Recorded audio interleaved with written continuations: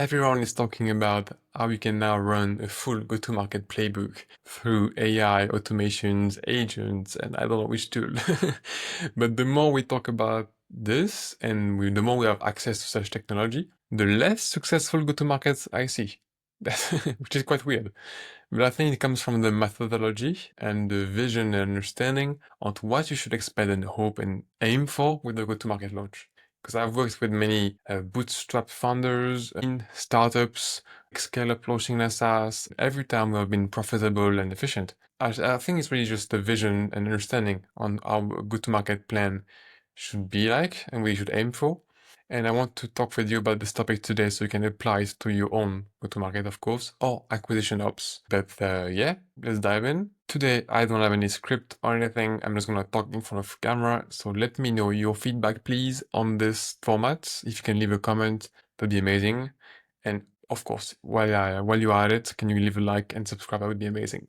Thank you. So, go-to-market. What is go-to-market? Is when you're launching a new product to a new market, or at least a market you haven't explored yet with this product or new offer you're selling. My expertise is SaaS. I'm going to talk about SaaS businesses. The problem I see is most founders or venture leaders see go-to-markets as a bet. I bet my product is good enough for people to want it and buy it as soon as I launch. So I'm gonna launch campaigns right away to the whole total addressable market, my TAM, and everyone's gonna buy it. And at some point I'm gonna grow and I'm gonna have a successful business right afterward. But go-to-market is not a bet. Go-to-market is an investment. And when you invest something, money, budget, time, money and budget are the same thing. When you invest something for a return, you want to de-risk this investment to be sure to get a return afterward. Betting everything on hypothesis, I'm betting this product is good and people are going to buy it. You should make sure every aspect of this bet you're making is worth trying. So your go-to-market should not try to sell. You should not, your goal is not to sell right away and scale. Your goal is to de-risk your future by unlocking, preparing your foundation for which the consequence will be selling and scaling.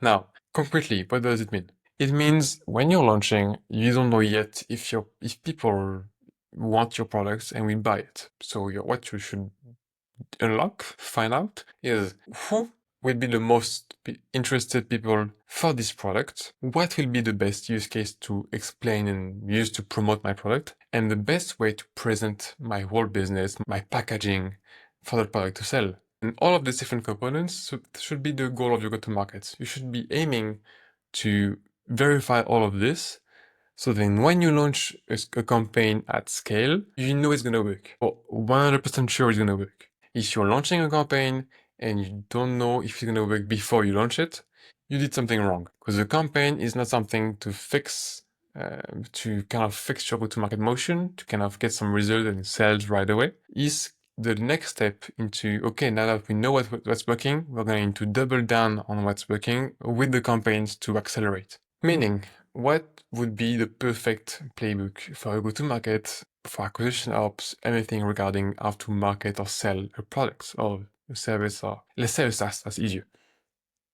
Most people think, okay, I have all of these people that could be interested. I'm going to launch a campaign for each of these target customer segment. I disagree.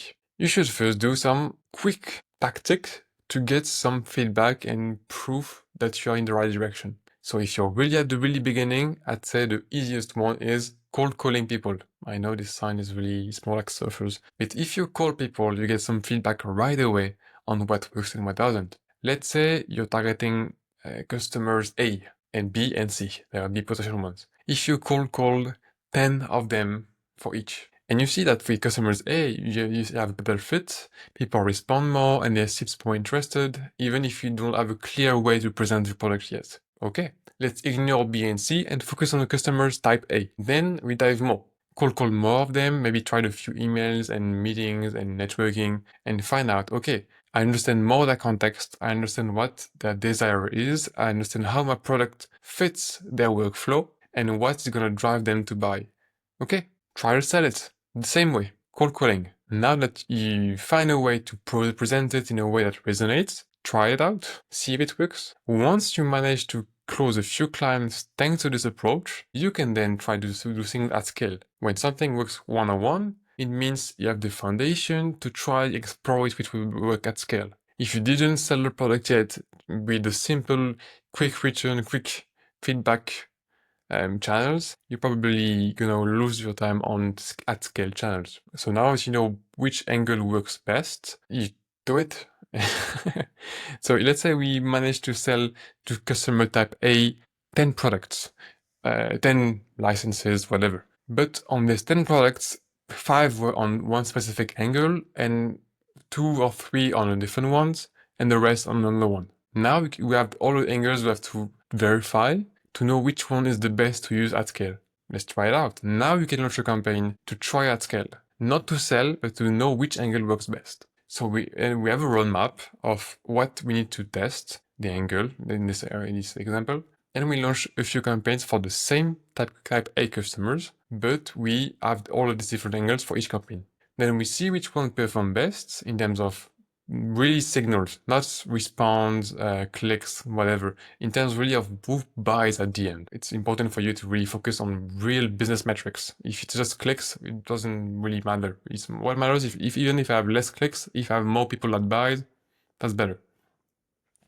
Then now that we have found a way to market it, customers type A, angle type B, we have to test out a few more things. The packaging, the pricing, how to make it profitable, have the best pricing for people to buy faster, and you test all of these different things. And when you're sure 100% that this works, you can launch a campaign at scale for this type of customers. And that's how you did a beachhead strategy. You're trying to first one target segment, and then you're going to expand to customers type B and C if you see some results with the same process. And people at this stage, when they're launching something, they think the problem doesn't come from their product or the customers. When you obsess over launching first with the campaigns at scale, you misunderstand wrong signals. Let's say you launch a campaign right away and it doesn't work.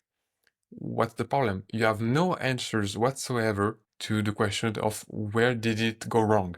You don't know. You don't know if it's the target customers, you don't know if it's the campaign's message, if it's the product. You don't have no clue. You just wasted your budget and time. Your goal should be at every step of your go-to-market to have new insights and shows that would validate hypothesis for your foundation to be strong enough for the sales and scale to be natural afterward. To summarize everything, your go-to-market is not a plan to launch and sell at scale, is a plan to prepare your foundation and de-risk your future growth by understanding and making sure you have everything set up for your product to sell by itself. It's an expression. Of course, it doesn't sell by itself, but depending on your model, if you're more PLG or SLG or whatever. So, no, I think that's it. I think that's a good summary for the end. But go-to-market is not a bet. An investment should be de-risked, and to de-risk it, you need to do it step by step and validate all of different aspects of your hypothesis that you have in order for your go-to-market to be successful and profitable, which is kind of the same thing. I hope that was helpful. I don't know at all. I'm just trying this format. I'd love to have your feedback on this. If you have questions on go-to-market, I'm more than happy to answer. You can comment or write me an email or whatever, as you want, as you prefer. Remember to like the video and subscribe if you enjoyed it. And thanks again for watching. Have a good day and a good go-to-market. Bye-bye.